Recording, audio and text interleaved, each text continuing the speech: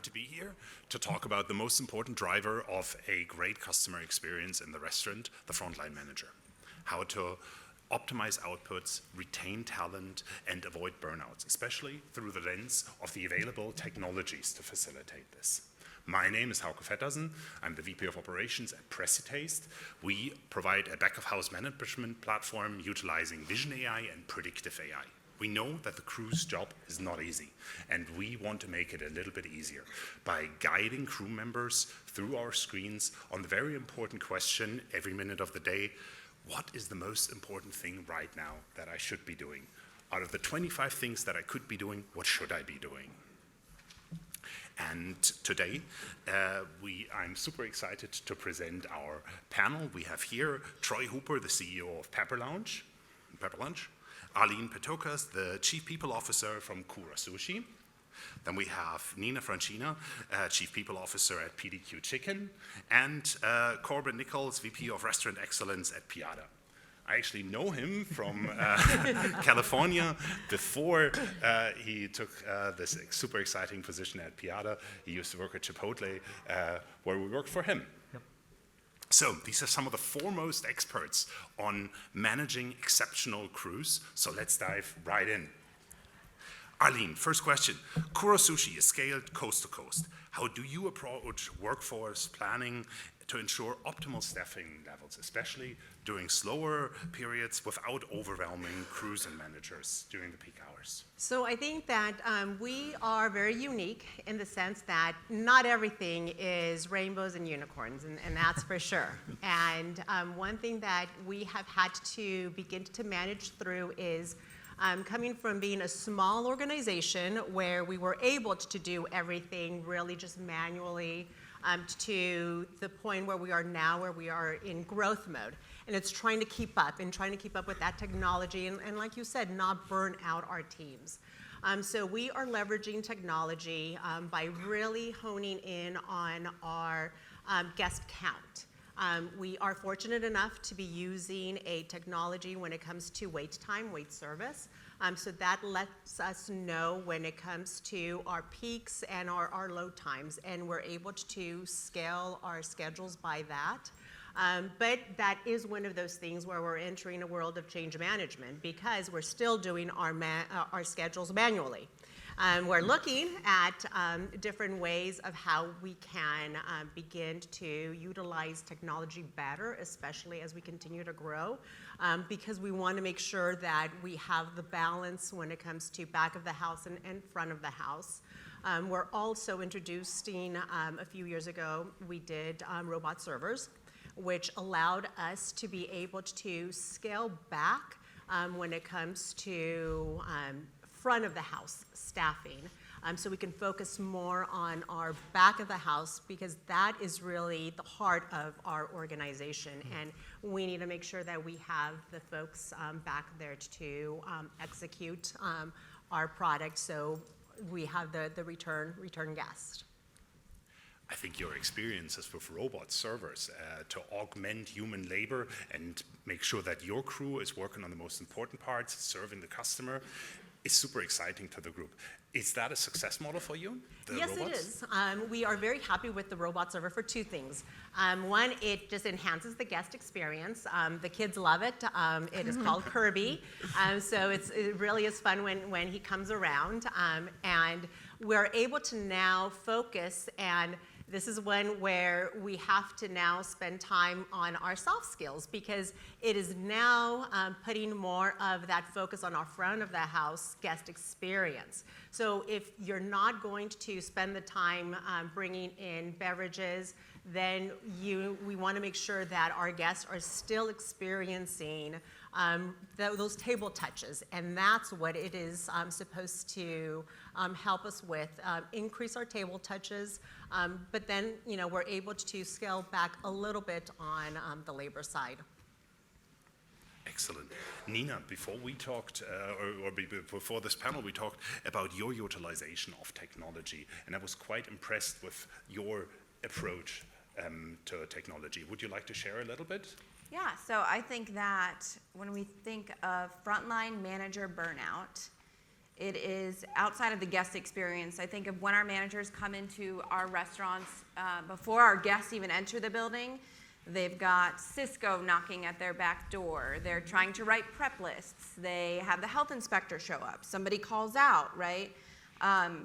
It is our job and our role to make sure that our stores feel supported in processes, and whether that's recipe management through using iPads and using systems like Fusion Prep, or we're testing right now kiosks, how we can support our managers before guests even come into the building, how they can support our team members, whether that's having an all-encompassing HR and labor optimization system that tells them exactly when they need to schedule the cashier in at what time, because this is when the most guests are in the building. Or we know that our drive-through is jam-packed from the hours of 12 to 12:45, or 6 to 7 at night, and understanding that we can give them those tools and take the guesswork out of it. And I think that when we talk about burnout, it is outside of what they do during the service of the guests. It's all the other factors, right? Not enough time, not enough resources to get everything done.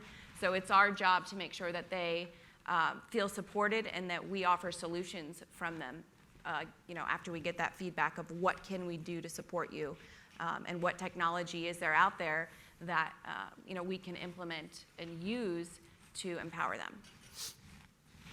Very good point that you mentioned kiosks for customers. I think every customer has learned that now, although whenever I'm standing at a digital checkout in a supermarket, the person in front of me has never used digital checkout or touchscreen or money. But in the restaurant, most have used that. Can you share a little bit about the change management process to get crew members to take their day-to-day instructions from the tablet, as you mentioned, from the iPads back of house, of making sure that they check in to their task list every day? Yeah, I think, from a training perspective, we use iPads in our restaurants. From a learning management perspective, from daily prep activities to line checks and opening checklists, that is what drives ease of execution for our teams every single day, to make sure that they feel empowered and ready to bring in those guests when we open the doors at 11 a.m. I think that it shows that we are all consistent. Everybody is using the same processes in all of our restaurants at any given time, so it makes it easy for that culture of accountability. Yeah. But also ensuring that everyone in all of our restaurants across the brand are doing the same things. Thank you. Troy, technology question to you, and when we spoke before, you specifically mentioned that human touch, that service element that cannot get lost when too much technology is involved. Yeah, we hear a lot of people talking about how you don't want to lose that humanity. We don't want to lose hospitality by going to automated processes and kiosks or robots, et cetera.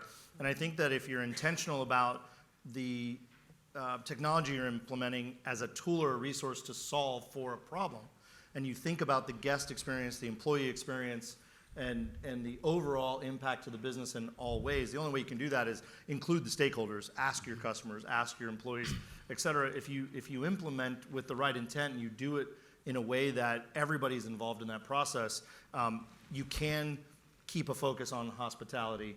And I'll give you an example. So at Pepper Lunch, we're moving from across-the-counter transaction, no more cashiers, to what we call a hospitality host. What we realize is that we have two customers. One who knows what they want, get out of my way, I want to customize it. I don't need to wait in line for 5 minutes or 8 minutes or 12 minutes, because the person who's never been here before is like, what is this? What do I do? Because that's the other customers. This is just blank-eyed, what do I get?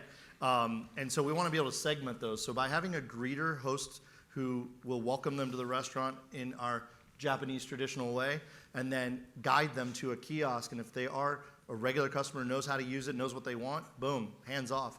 Then we move to the next one, and the next one's wide-eyed and doesn't know what they're doing. We can actually walk them through it. And we're actually working in two different prototype models, one where the kiosks are on a counter at 40 degrees and the person's behind it so they can service all 4 kiosks. And in some of our other stores where it's right at the front door. So when you walk in, there's a welcome area, vestibule, and then the kiosks are out front. But our goal is to put more hospitality. Rather than it be this transaction across the counter, hi, what would you like? I'm going to have this. Do you want this with that? Do you want a soda? Great, have a good day. It's going to be more of a side-by-side, shoulder-to-shoulder, personalized relationship, and then we can actually guide them. And if we have to take the order, we'll take the order on the kiosk, but we're demonstrating, we're showing for them. So next time they will feel more comfortable. So I think it's really important that when you think about implementing any form of technology, new process, new system, the stakeholders are involved in the design and the implementation. Everybody's bought in, and you've really thought about whether it's the guest journey you're trying to solve or the employee journey you're trying to solve, or both. How is that going to impact the total business? And is it a positive? Is it a net positive? And have you thought about the negatives? Have you thought about the workflows or the other problems it might create, right? And so for us, it may mean adding 2 people to the front. Where we had 1 cashier, we may actually have 2 hospitality hosts, but we may be able to process people and get those orders in actually faster than these long lines of people sort of getting stuck behind the folks that don't know what they want. So for us, that's our process. Very interesting. I mean, it increases the area that your managers are having to take care of by having, as you said, more people out front even than before. Corban, question to you. California is known for a lot of things, but right now for a very vibrant minimum wage discussion as well. So switching gears a little bit to compensation of employees. What can you tell us about that? So, little historical context to our organization. In 2017, there was a massive restructure of Piada. And part of that restructure was eliminating a training department because it wasn't proven as valuable to the organization at that point based off of the interaction with the teams and what there was. And so from 2017 all the way through 2020, which we all know what happened then, training didn't exist at Piada. It just wasn't a thing. There was static, old school binders and printouts, job aids that hadn't been updated in ages. And along with that was also the mentality of what wage should look like and pay should look like. And while I'm not in California anymore, and now I get to be in Columbus, Ohio, it's a little bit of a shift there, weather-wise, you can say. But with that, we weren't paying our talent top talent pay. We weren't. And there was this mindset of, you can look at everything from the bottom line and sleep it out or whatever it was that we were positioning ourselves towards. And so after I joined the brand in 2021, at the very beginning of 2022, we started paying competitive wages, specifically for our general managers, our partners. And we said we are going to give them a competitive base salary, competitive benefits, and we also want to give competitive bonus structure as well. So overall, just using loose math, it was about a $20,000 increase that we gave as we were bringing people in and sourcing top talent. And what we identified through that, because we think about minimum wage and we're like, oh man, it's creeping up on us. We took the other approach. We invested heavily into it and said we're going to invest heavily into top talent people. And what that's done, not causation, but some correlating factors with that, our leadership has gone through the roof. We're just in a much different position today than we were at the very beginning of 2022. Overall, some loose numbers for everybody in the building. Our retention since January 2022 is our retention has gone up 42% as an organization. And so when we take that, we do the loose math, that's about 450 employees that we've retained that we could have anticipated turning over. And so when we look at that $20,000 base investment into our partners, and we compare it to what are we paying per trainee, just on average across the system as we're bringing people in, it's a wash right there. Just from the basic math, we just had a complete wash. But now what we have is we have more efficiency. We have a better quality of leader inside of our restaurants, which is fantastic. And then we start to see some of the other lag measures come through. Our Net Promoter Score at January of last year was at 48%. January of this year, the closeout was 83%. Now, we coupled that with some hospitality training as well, but at the same point in time, we had leaders that were able to execute it and be able to run it within the restaurants that we could trust and lean on more heavily. Our EcoSure scores, our food safety scores, are at the highest average for the organization that they've ever been at. So we're seeing that by actually taking the mentality of what do we do about this wage creep and attacking it head on and investing heavily into our people, we're seeing tremendous benefits for the organization as a whole with our operations team. We're not perfect, but we're starting to trend in the direction that we wanted to go to. That sounds super exciting, especially the causality between treating your crew better and getting the better net promotion scores, having happier customers. Yeah. Arlene, question to you. The retention score, is that your most important metric that you look at every day, or? Yes, retention is definitely one of those critical items that we look at, because a couple of things is that we have identified that with the retention, that is, our members hold the historical history, they have the experience, it's that talent. And as earlier we heard, it's not that easy to just, start from scratch. You lose a lot of productivity, you lose a lot of time. Also with us, you lose a lot of our culture. And that is the one thing that it's not easy to replace. So we put a lot of focus on our retention. We've brought in some, talented folks to help us when it comes to retaining, taking a look at all of our total rewards to ensure that we are giving our members something that they see of value so that they do stay with us a little bit longer. Yeah. Nina, you talked about retention as well, and what are the biggest challenges right now when you have to hire somebody new, when retaining has not been possible, when you need to add crew members? I think if you ask me that question pre-pandemic versus now, it's different.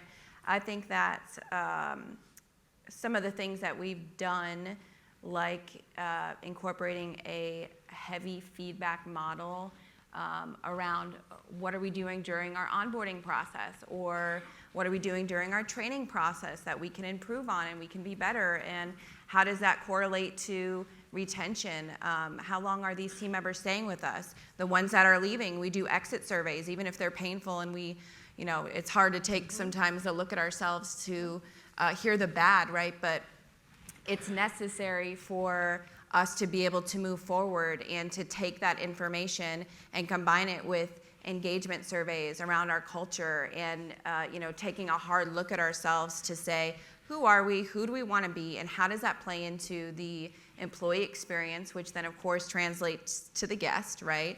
And for us, it can be challenging to take that feedback that you don't always want to hear and put it into actionable items to improve your organization, improve retention, reduce turnover, and hold on to those team members that want to stay with your organization, but they're saying, hey, we love you, we really want to stay with PDQ, but we need this from you.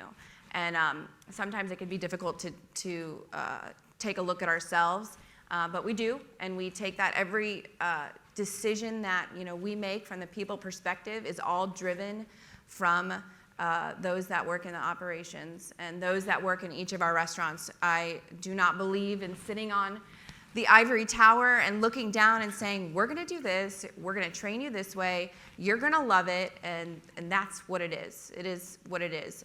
So we don't do that. We take every single rollout, whether that's an HRIS system, it's a new LTO, and we get feedback on it, and we roundtable it, and we talk to our operators, and we talk to our team members, and it's been successful for us.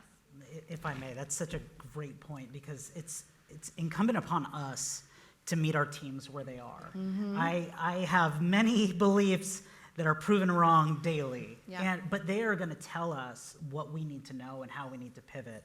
If they're telling us something, I've always been a believer in signing your name with pen and paper. There's something powerful to it. But the generation coming through now that we're hiring as our frontline worker, they don't think the same way that we did previously of signing our name to it. Hitting a button, just as much to them. So we have to be willing to pivot and adapt as well, which is great that you're doing. Yeah, exactly. Absolutely.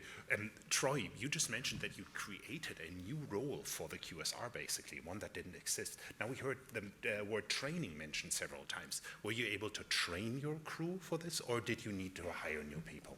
No, we have phenomenal retention, and we've overpaid for a long time, and our brand is really about culture first.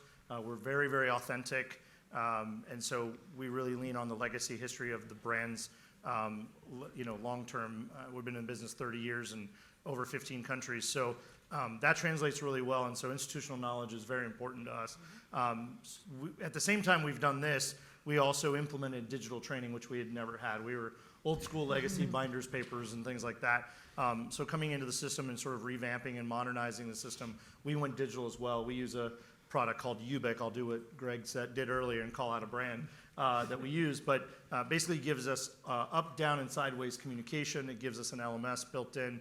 It gives us digital checklists, dynamic and digitized checklists. So for our managers, they manage the same or more now than they ever did, but they're far more efficient because they have systems. They have a system that on their phone lets them know if a checklist item was missed or if there was an issue, refrigerator's out of temp, or we're running low on a par product or something. So inventory management's kind of done by all. It's not just relied on one person every day to do the same thing.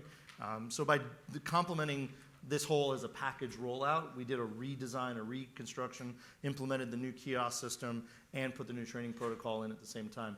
I basically burned it to the ground on day one. And so we've been really, really fast to try and rebuild it. And we still are. We're still implementing. We're still rolling out. But again, it really just comes down to everybody has to be bought in. So we actually go to the team first, managers, and then the line level, and we tell them what we're going to do and why we're going to do it. And we ask them, to Corban's point as well, and everybody said, we ask them for their input. How would this work for you? What are we not thinking of? And we are not geniuses. Like, they always think of something because they live it every day. Yeah.